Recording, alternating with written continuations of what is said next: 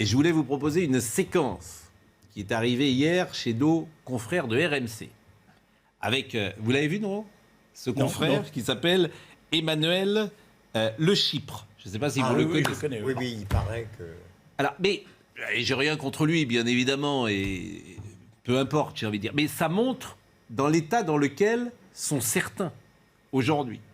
Et ça montre effectivement que ce virus rend fou, en fait, puisqu'il pose la question des non-vaccinés, et il explique que les non-vaccinés doivent devenir les parias de la société et qu'il va aller les chercher avec des policiers et des menottes pour les faire vacciner. C'est une séquence que je trouve ahurissante et c'est pourquoi je me permets de vous la proposer, même si elle est passée sur une chaîne concurrente, en l'occurrence RMC hier, RMC Télé. Mais voilà où on en est aujourd'hui après un an de pandémie qui tend même les rapports entre les uns et les autres, c'est-à-dire qu'entre les vaccinés et les non-vaccinés. Je vous propose d'écouter cette séquence qui dure 1 minute 40. On est toujours lancé dans une course contre la montre entre la vaccination et l'épidémie. Or, première chose, on ne manque plus de doses. On en avait 3 millions par semaine en mai, on en a maintenant 4 millions par semaine en juin. Il y a des centaines de milliers de créneaux de vaccination libres parce que, en plus, la vaccination recule. Alors, les chiffres globaux montrent que ça recule pas, mais c'est les gens qui s'étaient fait vacciner une première fois qui, eux, continuent sur la dynamique, alors que le nombre de primo-vaccinés chute de façon absolument préoccupante. Donc, moi, c'est simple. Les non-vaccinés, ce sont des dangers publics pour les autres. Donc moi, j'ai une démarche qui est très claire, c'est je fais tout pour en faire des parias de la société. C'est-à-dire que vous ne voulez pas vous faire vacciner, vous mettez la vie des autres en danger, et vous mettez la vôtre aussi, mais ça on ne peut pas vous le reprocher. Eh bien, vous ne bénéficiez pas des mêmes droits que les autres citoyens. Vous ne pouvez pas sortir, vous ne pouvez pas aller au resto, vous ne pouvez pas aller au cinéma, etc., etc., de façon à ce que tout le monde soit incité à se faire vacciner. Je rappelle que il y a eu encore des morts récemment, notamment du variant Delta. Ils étaient tous pas vaccinés. Donc il y a un moment où la connerie, ça suffit. L'obligation, convaincre, on voit bien que ça sert à rien. Tous les gens qui défilent sur notre antenne, qui ne veulent pas se faire vacciner, ils sont de plus en plus irréductibles au fil des jours, avec des arguments de plus en plus nuls. Et j'espère que ceux qu'on aura aujourd'hui, ils auront un peu plus de biscuits que on ne sait pas dans 15 ans ce que ça va donner, etc. Moi je les attends là. Appelez, appelez, téléphonez, et on vous vaccinera de force. Moi je vous ferai emmener par 2 policiers au centre de vaccination. Parfaitement. J'espère que t'es pas sérieux. Si, je suis très sérieux. Il faut aller les chercher avec les dents. Et avec les menottes s'il faut. Ça va, calme-toi, calme-toi. Oui, ça m'énerve. Excuse-moi, il faut que tu te calmes un tout petit peu.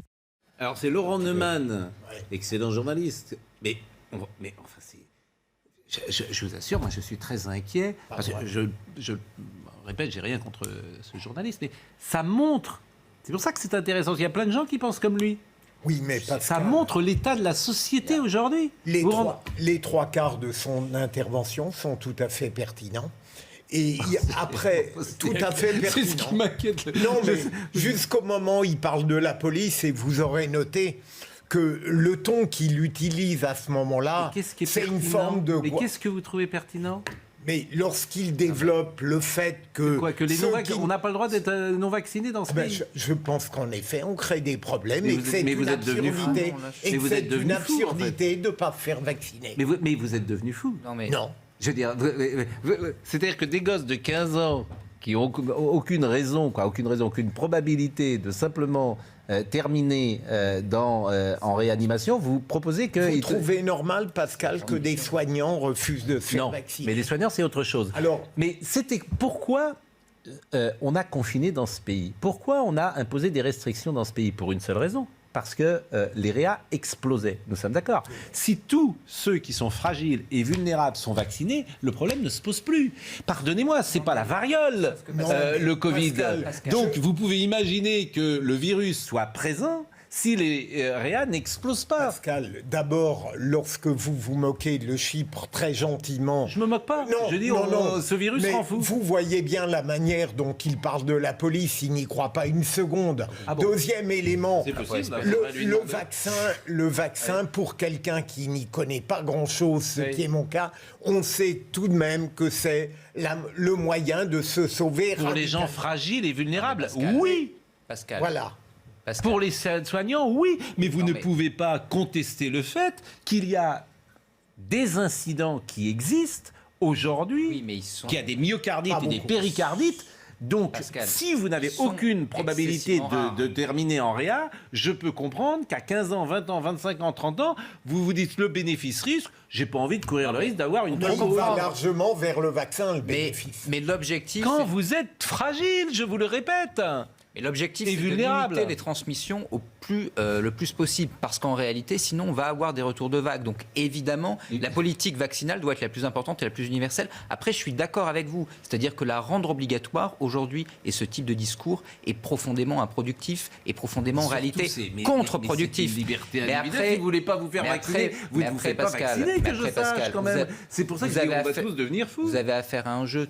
Tout ce qui est excessif est insignifiant. Et là, très clairement, on est dans l'excès. On est dans le jeu de la part du journaliste. Mais je vous assure, même vous, on a confiné et pris des restrictions uniquement parce que les réa explosaient. Oui ou non, Pascal, non, mais oui ou non? Oui, bien sûr, c'est en tout cas une partie. Il ne faut pas changer de paradigme, mais c'est pas une partie, c'est le. Mais est-ce que vous voulez qu'on soit encore là-dedans? Je ne suis pas d'accord sur le point.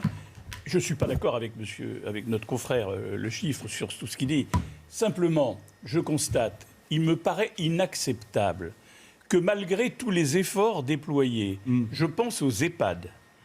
Et contrairement à des chiffres qui avaient été donnés, moi je pensais, et les citoyens de ce pays aussi, parce qu'on leur disait, en gros, tout le monde à peu près, à 90%, a été vacciné dans les EHPAD. C'est pas vrai.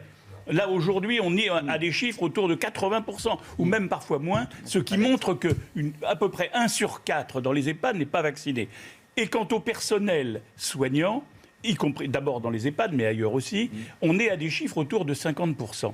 Moi, je trouve qu'il est urgent d'imaginer un système de vaccination obligatoire pour les EHPAD, pour ceux qui ne le sont pas, d'accord, pour les gens pour fragiles, les soignants, et pour les soignants. Mais vous avez raison. Voilà. Bon, mais attendez, donc ne ridiculisons pas l'excès absolu. Non, mais là, c'est les non. Il dit, je veux faire des non-vaccinés les parias de la société. Il nous fait un numéro de. Ça, c'est le bistrot. C'est les propos de bistrot qui tient à l'antenne. Bon, mais il a tort. Mais sur le fond, il faut quand même se poser la question. On est quand même à l'orée d'une vague nouvelle. Tous les gens sérieux vous la prédisent pour le mois de septembre, et c'est pas possible que les gens les plus fragiles, les gens d'EHPAD, il n'y a même pas de discussion là-dessus. Voilà.